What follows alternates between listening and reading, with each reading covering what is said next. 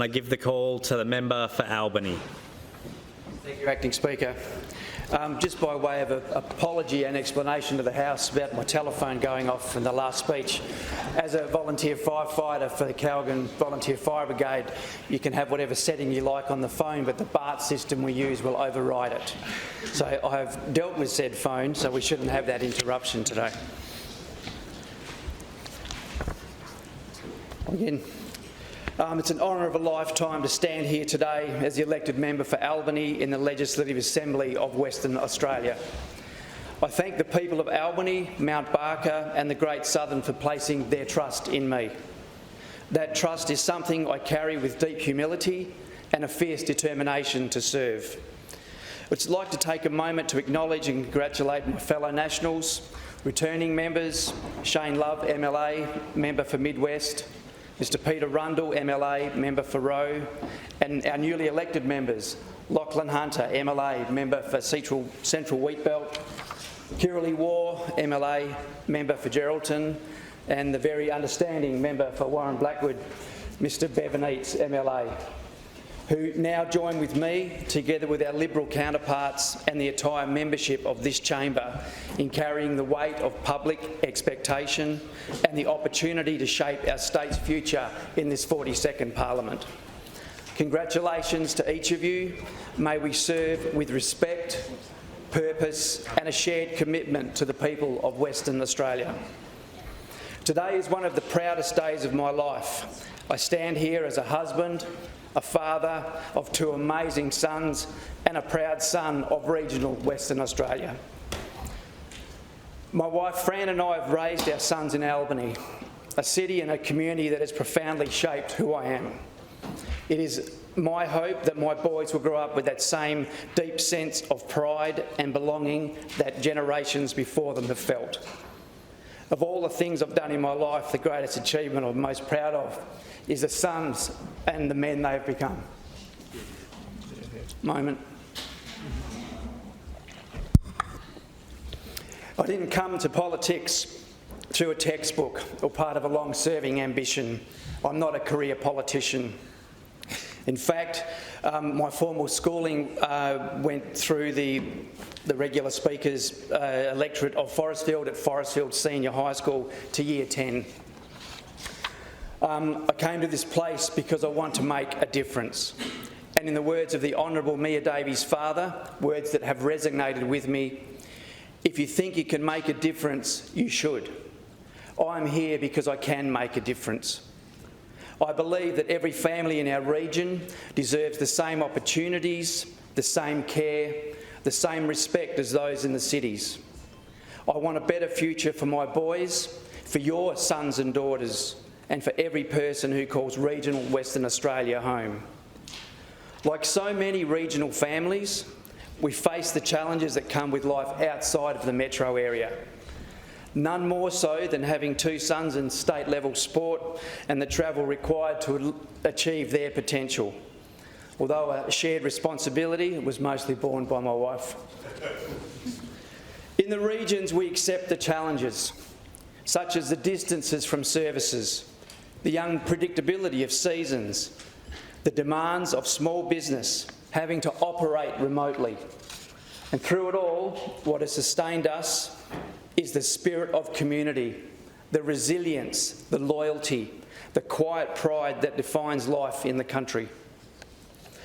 Part of my journey to this place has been the opportunity to volunteer in my community. In fact, it's something my whole family does, with local schools, with coaching, with managing teams, with endless committees. Personally, from being a volunteer firefighter, of course, to 10 years on the board at Great Southern TAFE and then the South Regional TAFE, mentoring at St Joe's High School, a life member of the Albany Volleyball Association, still on the committee and still playing after 30 years, still chairing tribunals for Great Southern Football League, Albany Basketball Association. I'm an active member in the local RSL and various committees, just to name a few things. It seemed like a natural progression to me being here. My working journey has been built from the ground up, literally. I've not come from a place of privilege, but rather a product of hard work.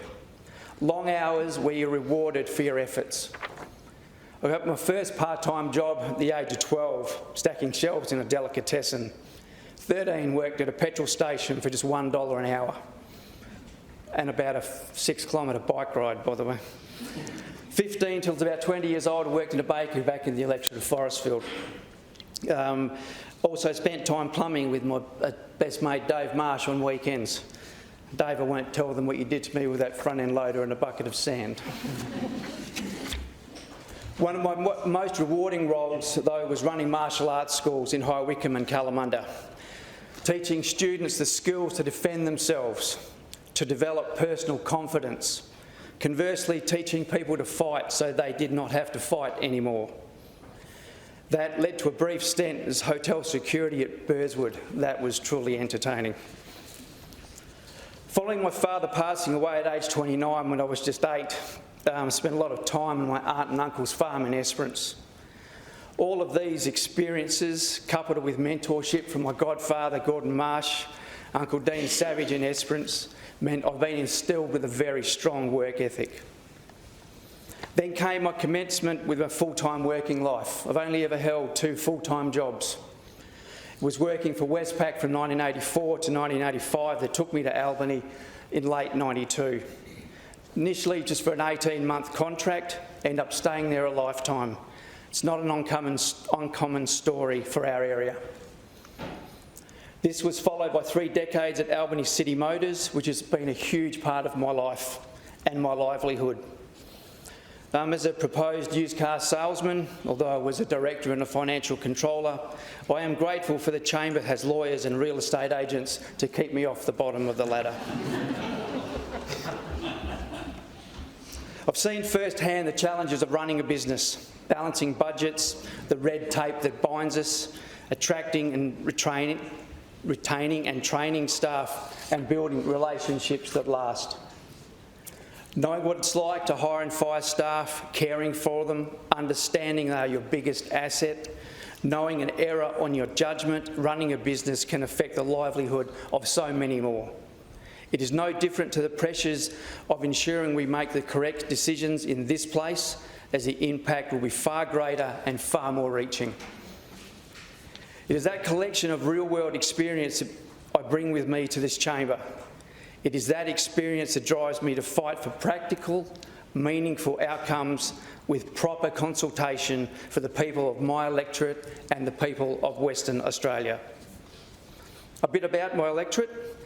The electorate of Albany is a place of extraordinary natural beauty and immense historical significance. The Albany electorate spans just under 10,000 square kilometres, a mere 2 hours travel east to west and 1 hour north to south. From Wellstead to Rocky Gully, from Kendon up to Albany, we are blessed with spectacular coastline, mountain ranges and diverse industry. Our region makes up approximately 20% of Western Australians who live outside the greater metro area, but we contribute up to 60% of the state's GDP. That is regional value in action. Albany was the first European settlement in Western Australia, established in 1892 by Major Edmund Lockyer on behalf of the British Crown, 2 years before Perth and Fremantle even appeared on the map. But Albany's story does not begin in 1926. Long before the British set foot on our shores, the Menang Noongar people lived, cared for and connected deeply with this land. For over 60,000 years, the Menang people have been traditional custodians of the Great Southern. Their knowledge of country, culture and community is vast, and their resilience through 2 centuries of change is a testament to their strength and their wisdom. The early relationship between settlers and local Aboriginal people was complex. While there were moments of respect, mutual assistance, and particularly in those earliest years under guidance of Lockyer and later Alexander Colley, colonisation inevitably brought disruption, dispossession and a deep loss for the Noongar community. That history, both good and the painful, must be remembered, understood and acknowledged.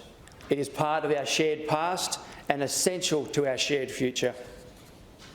Next year, Albany will mark a milestone, our bicentenary, 200 years since the first European settlement. It will be a moment for reflection, reconciliation and celebration. It will be one of the biggest events in our city's history, and I believe one of the most important for our entire state.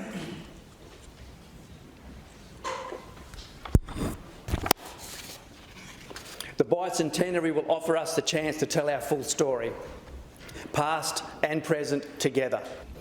It will bring visitors from across the country and beyond, placing Albany in the centre of Western Australia's cultural and historical landscape. And we should embrace that moment because Albany has always punched above its weight. In 1914, it was from the shores of King George Sound that the first Anzac convoys departed for war. It's from our hills and headlands that history has echoed, and it's in our streets, our buildings and our people that it lives on today.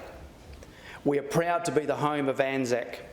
A dawn service should be on everybody's bucket list. But Albany is not just a city frozen in time. It's a living, growing and dynamic community. More than half of the population is aged between 25 to 64 and more than 20% is aged over 65, making Albany a premier destination for retirees and families alike, seeking a quality of life in a stunning natural setting. Yet we're also growing fast, in fact among the highest regional growth rates of the state. In fact, we are third nationally for growth per head of population. But we are more than Albany alone. The seat of Albany proudly includes the Shire of Plantagenet, which holds its own significance. The town of Mount Barker and surrounding communities are a vital part of the region's agriculture, cultural and economic fabric. Mount Barker is a community built on hard work and deep roots, where wine and wool, livestock and landscape define much of everyday life.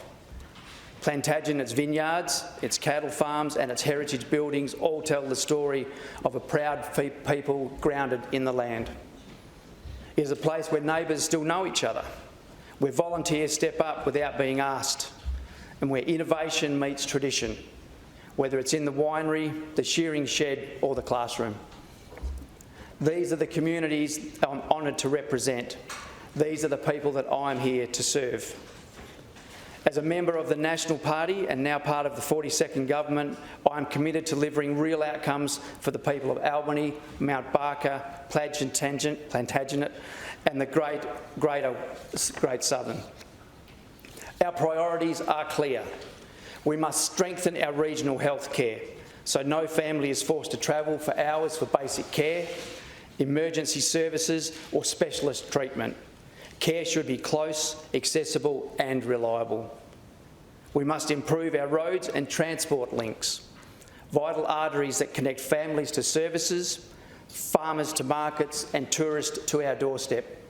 Safety and efficiency must be the standard, not the exception. We must back our farmers, our tradies, our small businesses and our tourism operators. They are the backbone of our local economy and the foundation of community life. We must create more opportunities for young people, training, apprenticeships, housing, jobs that let them build their futures right where they grew up. We must protect the breathtaking natural environment that defines our identity, our coastlines, our forests, farmlands, our wildlife. By making informed, measured, responsible decisions, we can protect our environment. Therefore, we protect our future. We must increase our housing stock. Utilities must be prepared with accessible infrastructure to enable land development, which will help us to grow. Albany, Plantagenet and the Great Southern deserve decision makers who understand what it means to live where we live and love where we live. That's why I'm here. Not to speak for myself, but to speak up for the families, the workers, the volunteers and the retirees, and the young people who give our region its strength and soul. To the people of Albany, Mount Barker and the Great Southern, thank you for your trust. I will work every single day to honour it. To my wife Fran, partner of 40 years, happily married for 35, as I'm reminded from time to time. To our sons Daniel and Matthew, you are my anchor, my inspiration. Your love and belief in me is my greatest strength, my greatest asset and my greatest joy. I love you. To my family, my twin brother Richard, make sure you don't get caught in the Northern Corridor if you come across Richard. My little sister Gabrielle, and especially my mother. We didn't have an easy start, but we all got there.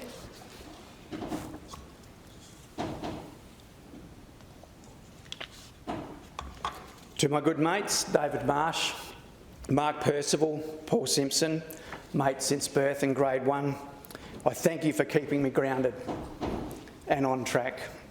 Many people will never experience our bond. I cannot use our normal term for each of us in this place, but swines, I love you. To my campaign team, thank you for walking this road with me. I thank you to Andrew Gorman and Beverly Ford from the local Albany Nationals branch and Sue Etherington from Mount Barker and their extended teams. I'm sorry there are too many to name, but I truly appreciate your efforts in what we have achieved together. A special note to Derek Cole and Graham Edwards. These gentlemen came from nowhere to assist with a pre-poll when they saw that we were short. Such is our community. It was difficult manning a pre-poll with 4 entrances for 10 days. A special mention to Colin Turner. This man was everywhere. He did a power of work, was always available, never complained, just got the job done. Colin, I thank you. To the team at the head office, especially Campaign Director Nathan Quigley and Sebastian Sciano Dicola, a huge thank you. I'm very proud of the campaign that we ran, the positive campaign on a shoestring budget. Your support means more than I can say. To my mentors, Ian Clark and Jeremy Stewart, I thank you for your guidance, your friendship and your belief. You've helped shape the path that brought me here. Albany has always been central to Western Australia's story. It is a story of discovery, of courage, of community. And together, with pride in our past and hope in our future, we will write its next and greatest chapters. Thank you.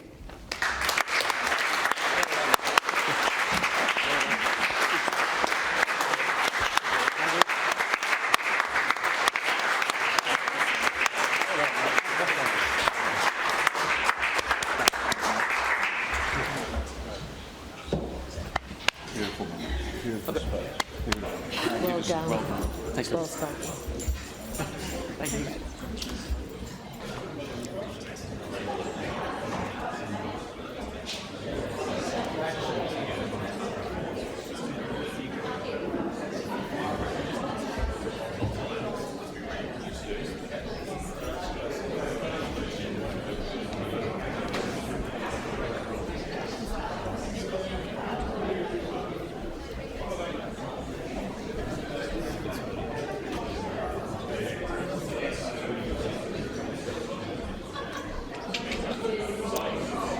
You have my pen.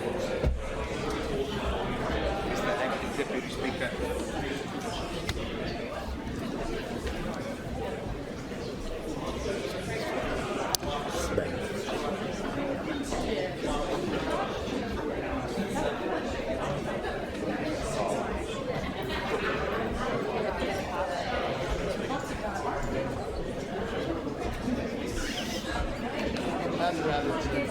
You can the public speaking comp now, eh? No, we just had a school right. I was asking if they could just